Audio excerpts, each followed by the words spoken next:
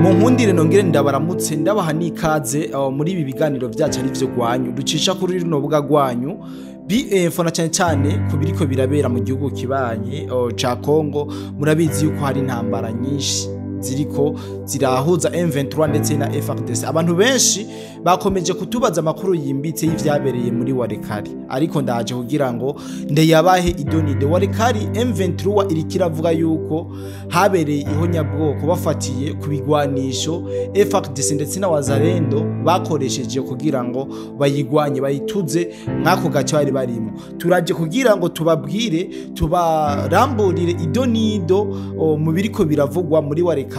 Ubu tuvugana ubu nyene turaje tubabwira amakuru ariko arahavugwa ku ruhande rwa M23 FARDC ndetse na Wazalendo. Ariko imbere yuko mijambo musesanguzi mu nkundire mubanze mukurikirane kano ga publicité kumufatanya ibikorwa wacu, hama tuze tubabwire idonido y'ibiriko birabera i Walikari akakanya tuvugana.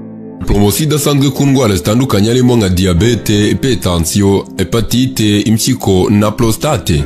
Waba sugira ububabare mu nda bushingiye ku moko y'inzoka zitandukanye nka amibe, teniya n'izindi, cyangwa ukunda kugira ibibazo byo mu nda bidasobanutse, ufite se ahubwo indwara z'uruhu cyangwa ukeka ko wahumanyijwe, yabazaniye promosi idasanzwe kuko ubu kuvurwa ari nk'ubuntu. Abangaba bafite inkomoko muri Tanzania kuko bakorera muri East Africa yose ndetse bagakorera no mu Rwanda. Bafite ubunararibonye mu kuvura bakoresheje imiti ikomoka ku bimera. Bavura cyane abagore bakunda kugira ibibazo mu myanya y'ibanga nk'ama infection, imihango idakama n'ibindi. Bavura kandi n'abagabo bagira ubushake buke mu gutera akabariro n'abatishimira ingano y'igitsina cyabo. Bakagira umwihariko kandi mu kuvura abakeka ko bahumanyijwe cyangwa barozwe. Ni inzobere mu by'ubuzima, bahamagare kuri nimero ziri kuri ekra yawe bagufashe. Akarusho nuko aho waba uri hose ku isi bakugezaho imiti yabo kuko bakorana na DHL.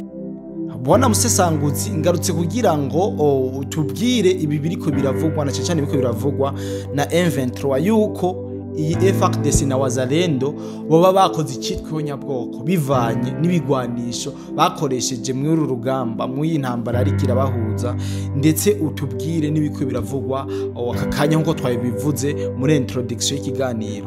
Bwana musesanguzi nkundiye nogenda kuramutse kandi amahoro cyane bwana journaliste, nanje ndongeye kuramutsa no guhikaze abadukurikiranye kuri no rubuga rwanyu ariko BInfo, kuko twama twavuze ko ari abantu bagaciro bo badahari na twebwe nitwa duhari kuko ibi tuvuga nibo batuma tubivuga. Kuri kino kintu uvuze bwana journaliste, novuga ko abantu bagwanyi ba RDF na M23 novuga ko bariko baratesha agaciro ijambo ihonyabwoko.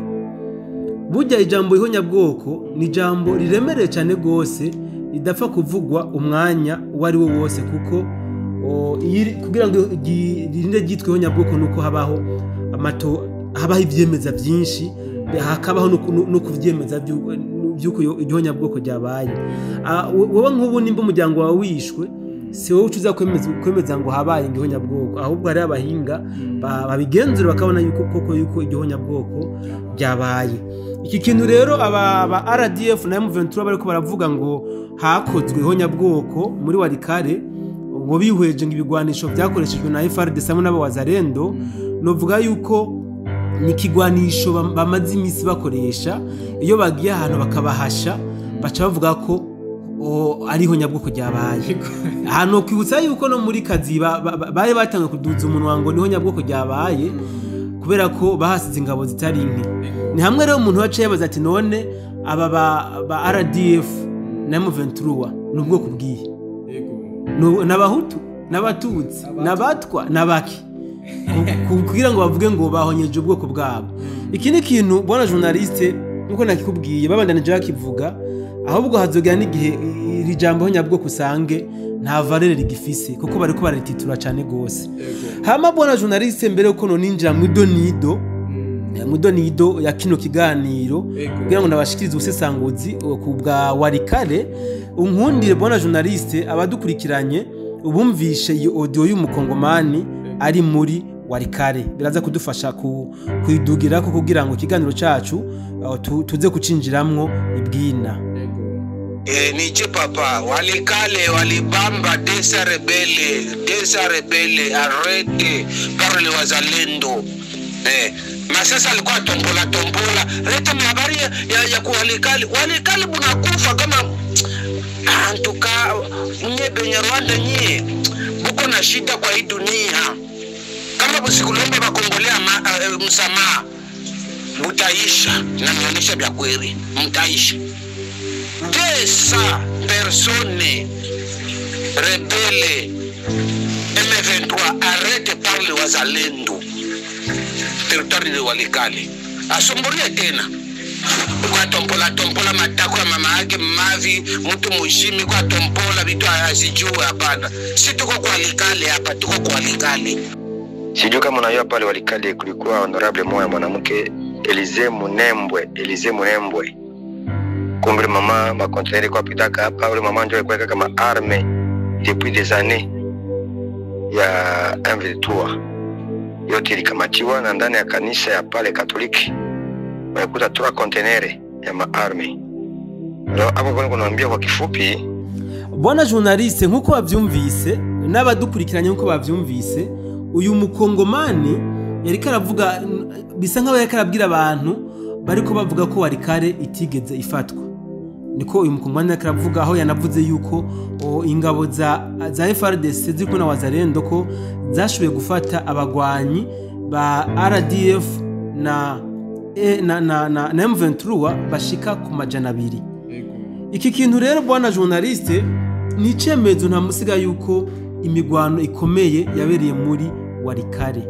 Mugabo iyi migwano ikomeye yagiye kuba hamaze kubonekana aba RDF na M23 muri Walikale centre batangwe kwifotoza ry'amafoto twagiye tubona atandukanye ku mbuga ngurukana bumenyi niho hatanguye imigwano ikomeye.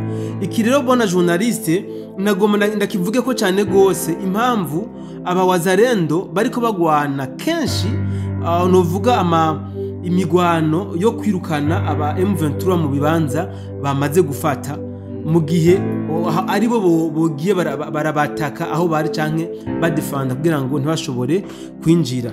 Nkuko mwavyumvise muri audio y'umugabo hariho n'izindi zimaze gusoka nyinshi z'abasirikare tutoshobora gushira hanze kuko novuga nitwemerewe gushira ama video na canke ama audio y'abasirikare bagiye bavuga ibyagiye bibera ku rugamba kuko sinavyiza batubwiye akagambane kabaye muri Walikale. Twari tumaze kubabwira yuko uyu General Kasikira yoba ari we yarafashe iya mbere mu kwinjiza aba M23 muri Walikale.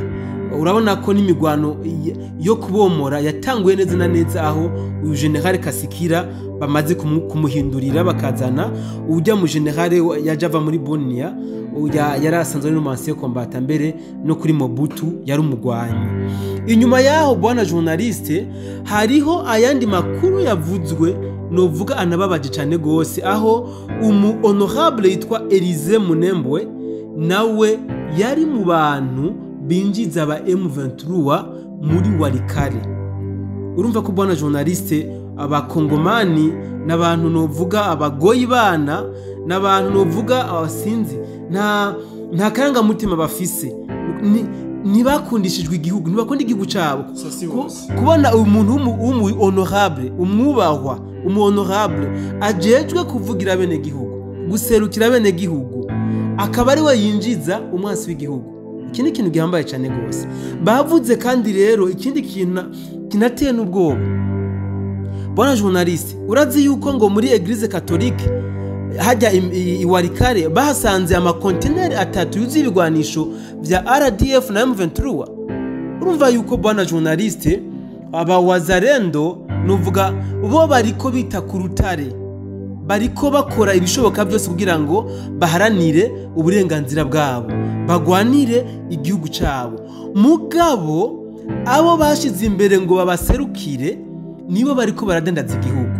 Aha rero urugamba muri Kongo ruracakomeye cyane gose ruracakomeye kuko nimba hakirimo abantu nk'aba mu barongozi mu gihugu ca Kongo intambara novuga ko ikibandanya ni gitangura kuko ubu bariko bariga kuri bano bantu binjiza abagwanyi. Bwana journaliste ugiye kuraba muri Sud Kivu muri Sud Kivu ndavuga hafi y'igisagara ca Uvira batanguye kurwana runo rugamba rwo gutuza bano bakaboko bo muri FRDC. Urabona ko resistance yashobotse no muri Walikale, resistance yari yashobokeye muri territoire ya Masisi. Mugabo urabona ko Walikale binjiye nk'abinjira muri salo iwabo mu nzi iwabo batanadodoye. Kubera iki? Hariho abarongozi bo muri FRDC, hariho aba honorable, hariho urumva ko deja n'abarongo y'amadini babyinjiyemwo, babugurira imiryango kugira ngo aba M23 na RDF bashobore kwinjira muri Walikale. Aha rero uca wumva yuko kuba n'abawazarendo bagize nico bakora bakabatuza ni igikorwa gihambaye kandi citeka, kuko urumva novuga ko bagwanye intambara zibiri mu mwanya umwe. Bagiye kugwana n'aba FRDC, bagwana n'abarongozi babo, bongera bagwana n'aba M23 na RDF, kuko byari bigoye cyane aho bategura ama atake abarongora amashengero bagaca bavuga ati oya nimureke ntimwica bene gihugu. Abo mu nzego nukuvuga baba honorable ati oya twiho tuje kuvugira abanyagihugu, ibyo bigwanisho biremereye nimureke abanyagihugu ntibagira ingorane. Kandi undura rero n'uyu mu general Kasikira wewe bavuze ngo banahagurutse Sukoyi yavuga ati negative ni mu bene gihugu, alors que abene gihugu bari bamaze kuva Walikale centre. Walikale centre yari amaze kubonekanamwe aba M23 n'aba RDF, abene gihugu bamaze gukuramwo meza. Aha rero bwana journaliste uca wumva yuko aba wazarendo bagifise impinga ndende, baracafise impinga ndende. Reka rero tugende ku kindi bwana journaliste, caba igikorwa cyakozwe n'aba M23 aho bazingiye ibirago basubira inyuma. Hariko haraboneka amafoto atandukanye y'abene gihugu bagiye baricwa n'aba M23 bazinze ibirago bavuye muri Walikale mu gusubira inyuma, aho bandikiye itangazo yuko ngo bahisemwo ngo inzira y'amahoro. Bwana journaliste umva ko ari ibintu bitangaje, aho baca hose uko bahura bagenda baranegagura. Ngira ngo wabonye ifoto y'ujya mudamu, hariho n'andi mafoto natiye n'ubwoba, sinzi ko namaze kuyakurungikira, uraze kweza bayakenera. Mu by'ukuri nimba inzira y'amahoro bahisemwo ariyo kugenda baranegagura bajya abantu, nta nzira y'amahoro nuvuga bahisemwo, ahubwo nuko nyene bari bananiwe, atayandi mahitamo bari bafise. Urabona ko vraiment ataneza bariko bararonderera abene gihugu. Kuvuga rero yuko hariho nyabwoko ryakozwe bwana journaliste muri Walikale dufatiye ku ngabo za M23 na RDF zishwe, iki ntabwo twogishikira, ahubwo niyo batuma bacita massacre. Nivyo koko baratakaje ingabo zitari nke, bwana journaliste. Ngira ngo amafoto y'ibiziga yabo menshi wari yabonye hano tutashuye kuronka. Ikindi kandi nuko bivugwa ko wanabyuse no mu bya audio bivugwa ko abafashwe mpiri, abafite ku rugamba ari bazima bashika 200. Ico gitigiri kirashobora kurenga, kuko mu mashamba baguma barondeza abandi bagiye birukirayo, baba bivanye n'ibitero bya Sukoyi n'amadrone byabakubita ku birindiro bari barimwo, bagaca bashwiragira. Abona ko nakajya karere batari bakazi bapfa kwiruka iyo batazi. Hama ikindi no twomenyesha abadukurikiranye nuko ijya migwano yabereye muri Walikale yari migwano iremereye cyane gose. Yari migwano uvuga ko FRDC n'aba wazarendo bihanukiriye. Byabaye ijyambere aba wazarendo na FRDC novuga muri iyi migwano iri kirabahuza na M23 bakoze operation nkijya ku buryo n'umwansi wabo nukuvuga abura uko avyifatamwo, agahitamo kubesha makungu yuko we ahisemo inzira y'amahoro, amanitse ibigwanisho. Ariko kandi se nimba koko bahisemo inzira y'amahoro, kubera ko bataciye basubiza Goma, kubera ko batasubije Bukavu nabo ujya buce bwose bafashe. Aha rero n'ikintu umuntu yokwibaza, umuntu afise ubwenge acatahura iyo biriko biraje. Bwana journaliste, imbere yuko tuza gutaha ndashaka ko tuza gukora ikiganiro kuri tubabwire neza na neza ibiriko biravugwa muri mu gisagara ca Bukavu. Ndazi ko ni benshi bariko barabibaza ni benshi bariko barayubaza twari kukijaniranya niki nuko umwanya mbona dukoze umwanya muremure kandi abantu badakunda ikiganiro kirekire mugabo mukanya unkundire imbere yuko tuza kuva muri studio duce tukibatunganiriza. Reka ndakubwire ati asante sana bwana Musesangozi utubwiye ibintu byinshi abantu benshi bari bategereje ariko umuco bawurose. Reka ndabatumirire mu kindi kiganiro nkuko Musesangozi abitwemereye ahaza kuduha amakuru na cyane cyane kubiriko birabera muri Bukavu murabizi urugamba niho rushushe neza na neza. Turaje mu kanya gato kugira ngo tuyibaye. Bye bye, merci beaucoup.